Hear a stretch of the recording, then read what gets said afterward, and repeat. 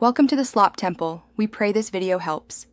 You begin by verifying essentials. Your Xfinity account is active, and you know the gateway SSID and password.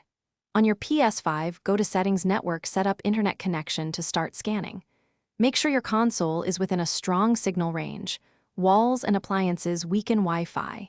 If you prefer guest access, enable it in the Xfinity app now so you can connect quickly. Once the Ps5 finds the correct SSID, select it and move to authentication without delaying.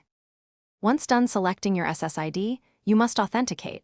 Enter the Xfinity password carefully using the Ps5 on-screen keyboard or pair your phone for faster input.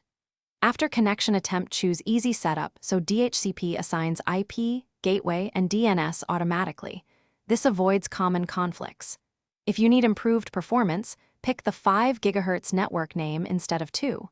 4 GHz because it reduces interference and latency. Make sure you save settings and test the internet connection. You finish by running the Ps5 network test to confirm NAT type, ping, and throughput. NAT type 2 is ideal for online play. If you encounter issues, reboot the gateway and restart the Ps5, then re-enter the Wi-Fi password. This resolves most authentication or lease problems. Make sure UPnP is enabled on the gateway for proper port handling.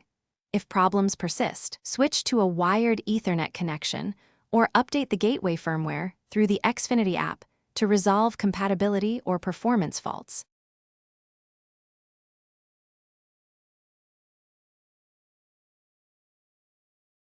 Thanks for watching. Consider subscribing if we helped you.